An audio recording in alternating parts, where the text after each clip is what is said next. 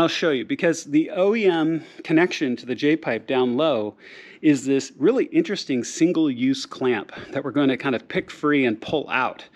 But we've got to be able to get to it first. So loosen up the hose clamp here at the top of your J-pipe.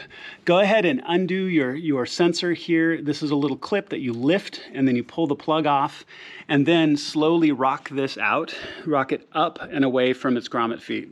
All right, also, as you can see, the charge cooler is up and out of the way, and like I said, you just pick it up and rock it off those posts and gently set it off to the side. There's a little clip right here for your return pipe that you can undo to give yourself a little bit more flexibility.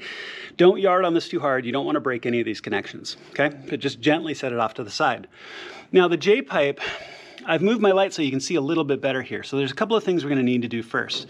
So you'll see right down here, as I point, there is one of those little squeeze connections. There's a hose that connects to it's a vacuum hose that connects to your J-pipe. You squeeze on the collar and pull, and then that will come off. Now here on the other side, you've got a hose that also clips onto your J-pipe right here. You can see it's got a little metal clip. So you just pull that clip off. Now, if we look on the other side right here, it's a little hard to see, but let me point it out with my finger.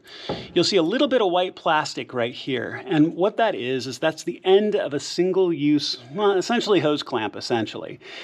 So right there, so you take a pick tool, pick the end of it out. So the end of that white plastic is sticking out. Grab it with a pair of needle nose pliers and pull, and then it'll come out. So then your J-pipe is free. Then you just press it down and away from the throttle body, and it'll be out. But make sure to do that air hose first, because it's hard to do once the J-pipe is loose. So get the clip on the other side, and then pull that retaining strap out, and then your J-pipe will be out. Okay.